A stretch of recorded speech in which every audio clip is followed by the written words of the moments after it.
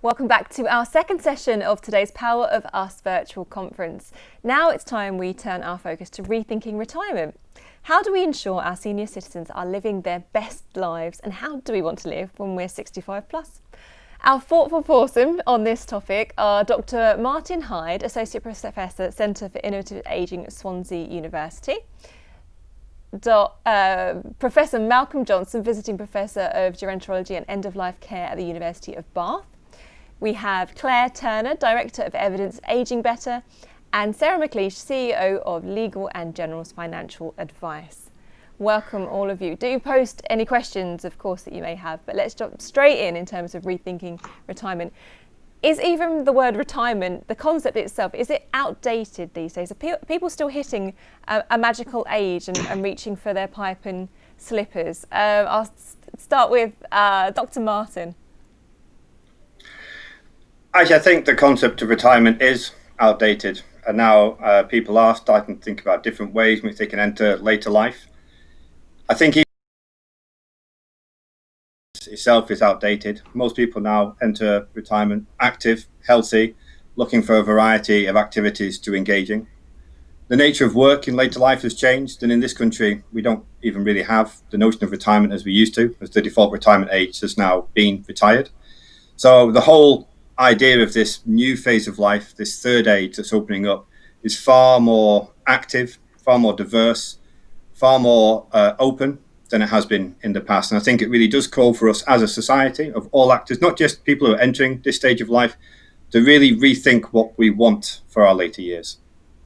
And Claire, are senior citizens any different from the rest of us? I mean, we referenced being over 65, but as one 65-year-old is completely different to another 65-year-old. And can you blanket group older people together from 65 to 100 plus? No, of course you can't. And you wouldn't do that with younger ages, would you? You wouldn't take people kind of 0 to 50 and put them in one group. So I think it is, we need, as Martin said, we need to think of ourselves in all our diversity in our later years, just as we would at any stage of life.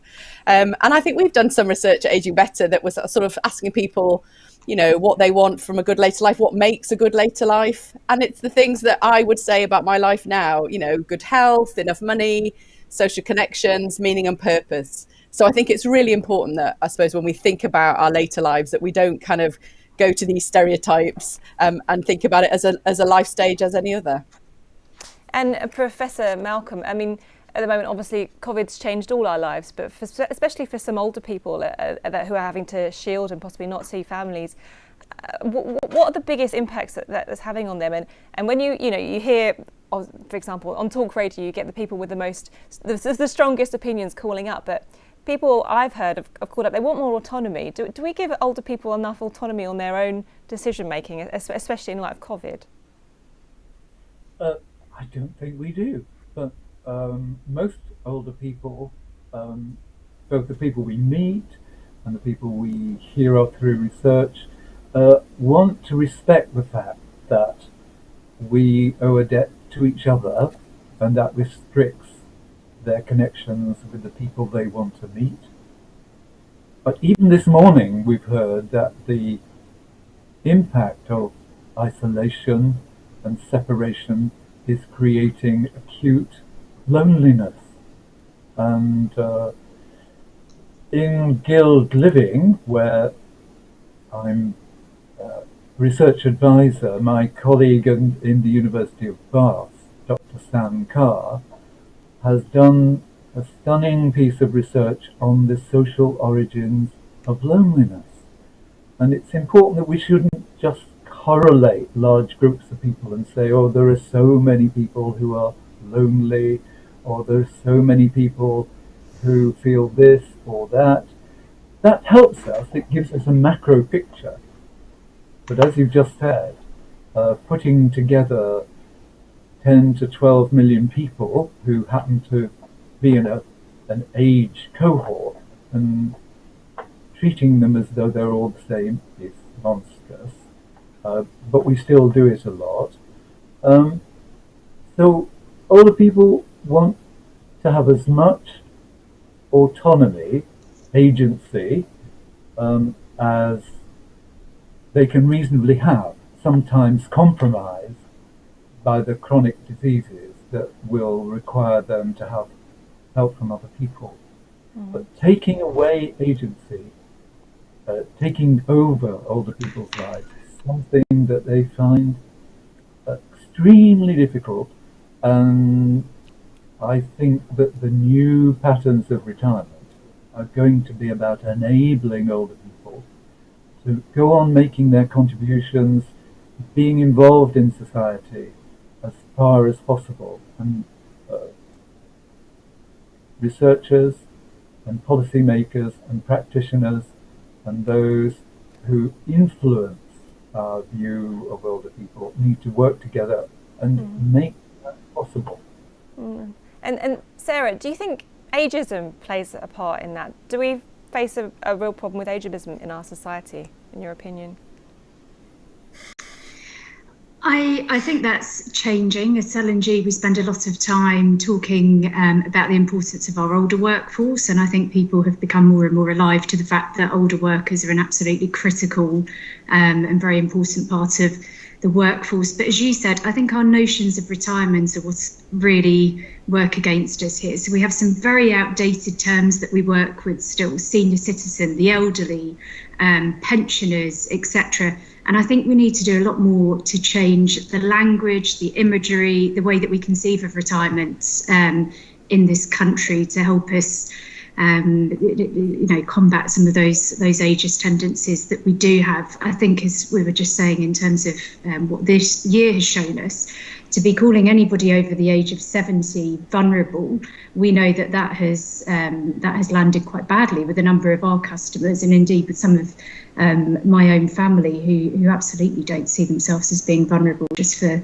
the fact that they're over 70. So I think we need to change some of our language, some of the way that we talk about retirement in this country now. I think this year has also reminded us of the enormous contribution that older people make to every part of our social fabric. So this year we've seen older people make a really important contribution as informal carers, whether that's childcare when the schools were closed earlier this year, whether it's caring for elderly relatives. We've seen retired GPs coming out of retirement to help with the NHS response. We've seen them lining up for the vaccination effort that will kickstart next year. So I think as industries and as media, we've got more work to do ourselves in moving some of that language and imagery that we use.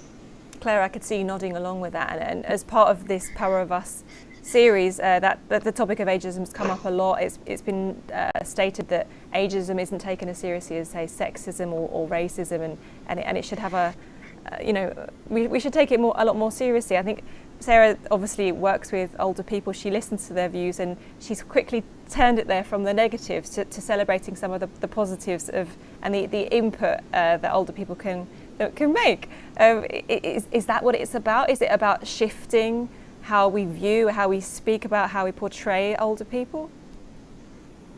100%. I think the language that we use risks having a really damaging effect on, like Sarah said, our social fabric, our society. We did some research recently. We're just looking at the way that later life and old age is talked about across politics, across the media, and you only have to start, looking at that for a short while to see some of the language and how it characterises older people. We called our first report "Doddery but Dear" to reflect some of those kind of images that we have, that it's either the kind of frail or vulnerable, or it's the kind of cute and nice, and all of these things are stereotypes that don't represent how older people are. So for me, I think it's more about having just real representation of people. We don't need skydiving grannies, and we don't need everybody sitting in a chair looking lonely and sad. We just need depictions of people in their real lives. So I do feel really, really strongly that 1 in 3 people in the UK report experiencing ageism. And it doesn't not only affect how we view others, but it can affect how we view ourselves and our own capabilities. And I think that is really damaging and something that we need to take as seriously as we would racism or sexism. And that's the point that's stuck with me since doing this podcast series. I could see Dr. Martin was nodding along with a lot of that. Is it the responsibility of, is it the media? Is it all of us? Where does this start? Where does it finish? I think it is. I think it is all of us. The media, clearly do have a role in the way in which older adults are talked about and representations of older adults. And I think Claire's point is really important, that we want to make sure we don't swing the pendulum too far the other side and only kind of portray the sort of super active marathon runners and risk also alienating the experience of ordinary older adults. I remember one of my colleagues who now works out in America, Dr. Paul Nash, saying, ageism is the only prejudice that you'll have against yourself, because hopefully we'll all become older.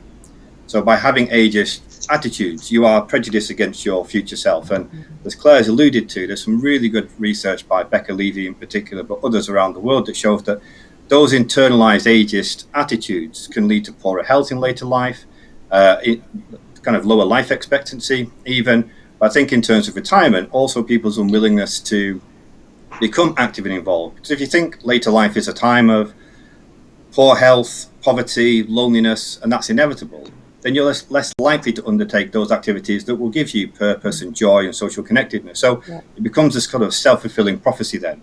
So we really, I think, need to kind of think about a societal approach. And one of the things, and I know Malcolm has tremendous experience of this, is improving intergenerational or opportunities for intergenerational contact.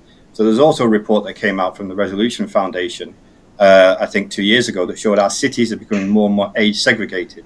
So opportunities for younger and older adults to meet in social contexts now are becoming reduced. And that creates an environment where it's easy to kind of rely on quite simplistic and quite hurtful stereotypes at both ends. I should say as well that it's important when we talk about ageism, we think about addressing ageism across the lifespan, not just older adults, because we want to make sure that everyone is represented fairly. But I think it comes back to that question about, well, what are the values that we want? And who do we want to value? And hopefully we want to value ourselves. So why should we be prejudiced against our future selves? So should we be talking about our own selves in terms of our own ageing a lot earlier than we are? I would say so. I think one of the big problems has been, and again, I know Malcolm will talk to this, is that there's been a real reluctance to talk about ageism because it's seen as a negative period. And I think because it tends to be associated with death and periods of ill health, so people want to kind of brush it under the carpet. But if people do think about aging and what they really want when they get to retirement, I think this is one of the things that I've come to see much more. Some of the work I did with Centre for Aging Better and some of the conversations I've been having with older adults during COVID is that people haven't really had a lot of time to think about what they want in retirement. They've often thought about the big holiday, which is great, but you don't spend all your retirement on holiday. You have to do lots of other things in your life. And I think thinking about and supporting people to think about, well, where do you want to live when you retire? What are the sorts of things you want to have around you? What are the sort of activities and pastimes you want to do? Do you want to continue working? If so, how long and all that? So there's all these things that we can talk about that are much more low level, but I think that really support people to have like you said, live their best life in retirement. Mm-hmm. And you mentioned, areas you're living, and I'll bring Professor Malcolm back in. Where do we want to be living? Do we want to have a choice? Should there be older people's villages? Should those villages have creches for nursery children to bring that intergenerational mix in? What kind of environment are we going to be? Would it be ideal for people to be preparing for the future? We've got a housing crisis, there's all sorts of problems in that area at the moment. So where do older people want to live? And of course there isn't a single answer to that. And many older people don't know until they get there. And many people who are in their 50s can't imagine being old. And if you talk to people under 35, about retirement, they look at you as though you're talking about some science fiction proposition. So thinking about your future self is something that is age cohort, and a lot of pre-retirement courses, for example, take place a year before you stop your work, and that's too late. Retirement itself is about not a stage in life, it's a point at which you are meant to exit from the paid workforce. But that won't be possible in the future, and for good reasons. So when, in the early years of the last century, 1908, we introduced state retirement pension, most of the people who took those pensions died within 3 years. And now,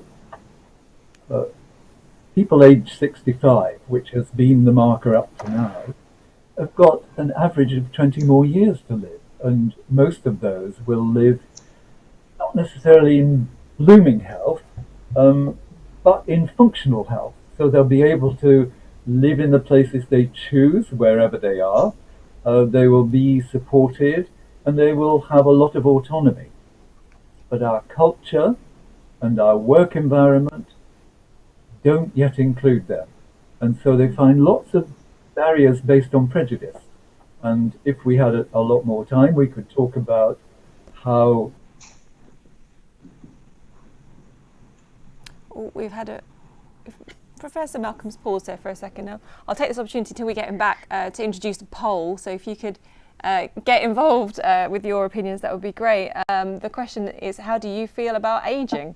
hello. Good, bad. Are we back, Professor Malcolm? I was talking nonsense because I was cut off. Unfortunately, you were cut off, but you're back now. So do please continue.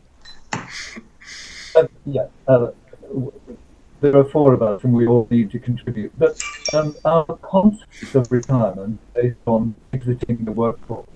And a long time I've been talking about stretching the lifespan. The public perception is that living longer means living in more old age, and that isn't sustainable for a long. I'm afraid we've lost Professor Malcolm. We'll hopefully come back to him soon when the connection resumes. But Sarah, for now, I mean, let's talk about misconceptions, and you often hear older people talked about in terms of being a drain on resources. But as Professor Malcolm mentioned, people are, living a lot longer post-retirement now. There's being overlooked by business. Is there a lot more opportunity in terms of the older market? Absolutely. I mean, in terms of, for example, housing wealth, the vast majority of housing wealth is in the hands of the over 55s.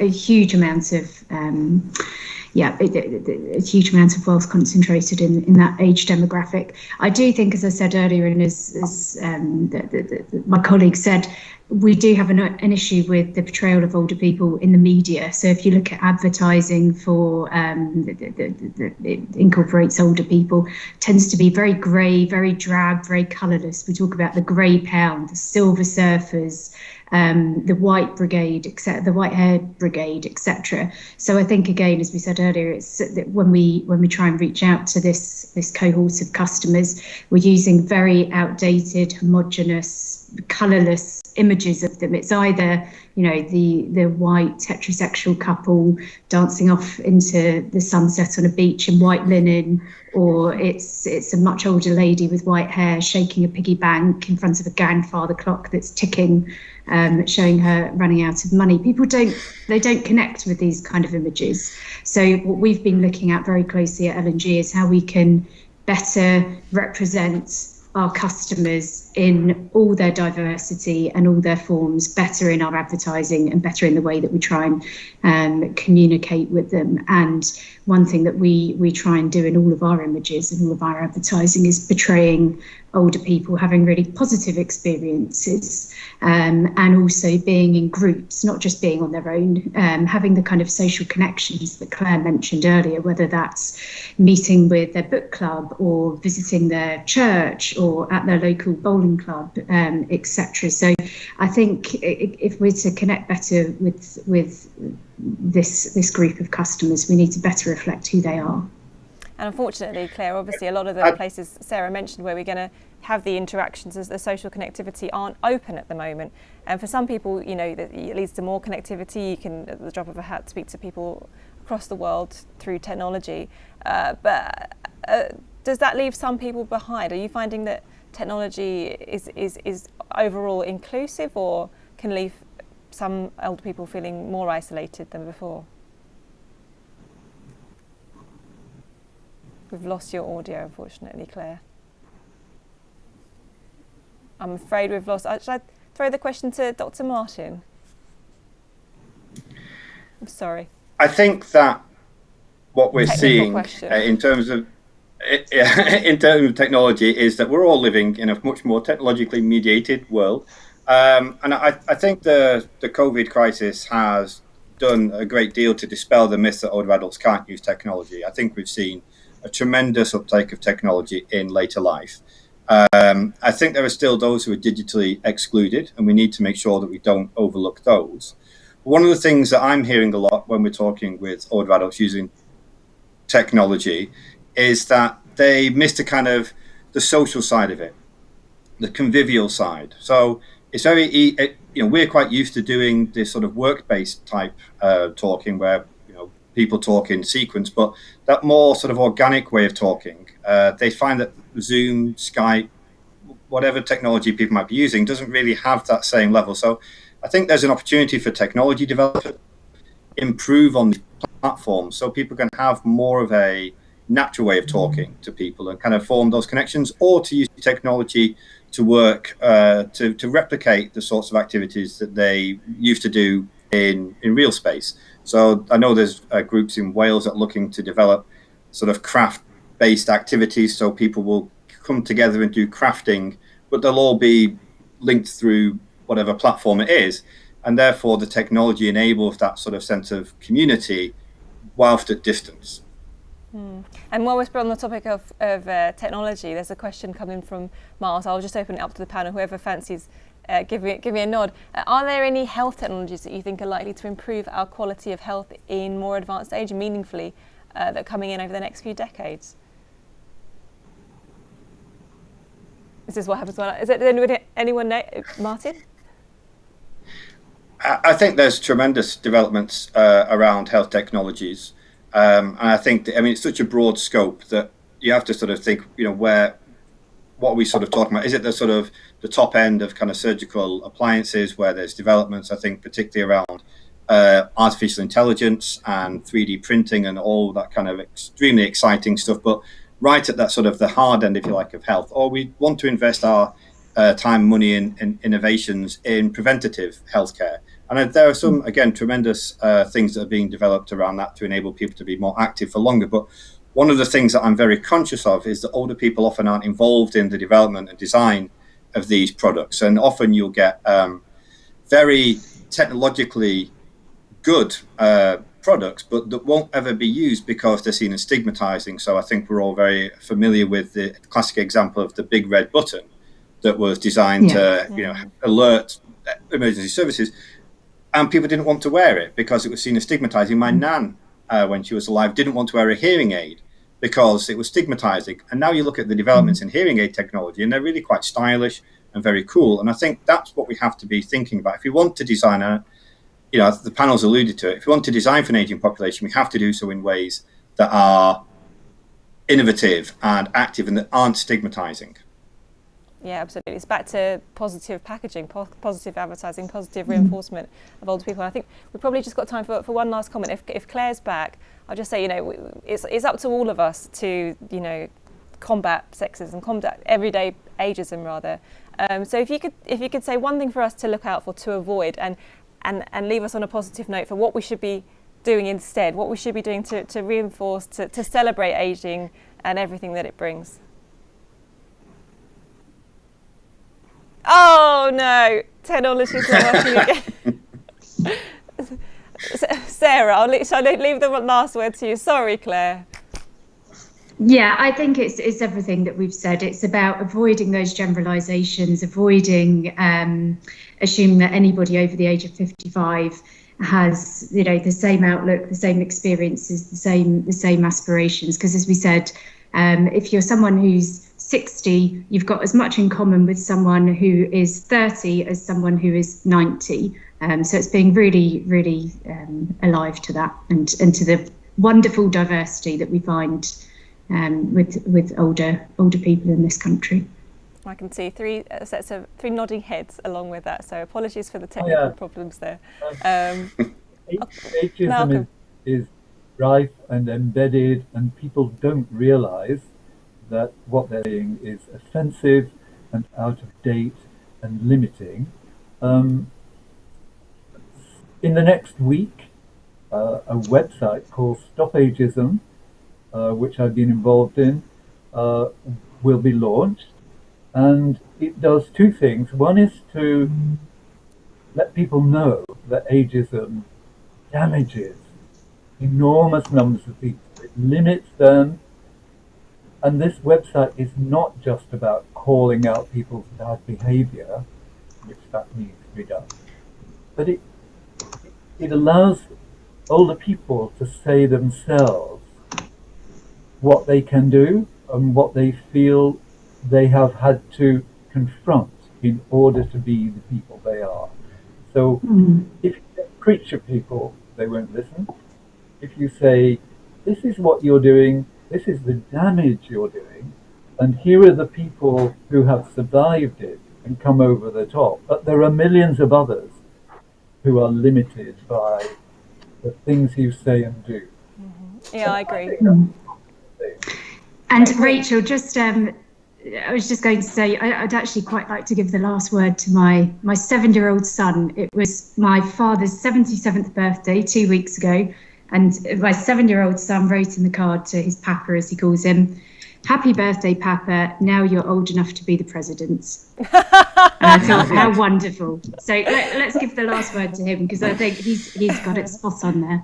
And we won't comment on whether he could have done a better job over the last 4 years than what's been done. But thank you very much. Lovely positive note to finish on. And personally, I think the discussion of rethinking retirement as part of this podcast series that we did previously is something that had the biggest impact on me, and the awareness raising. Once it was mentioned that ageism is so ubiquitous, I see it everywhere now, and hopefully, as you say, the website's coming out, so people will be a little bit more aware, a little bit more careful, and speak more positively in future. So thank you very much, panel, for joining us. Dr. Martin, Professor Malcolm, Sarah, and sorry, Claire, apologies for the technical difficulties there.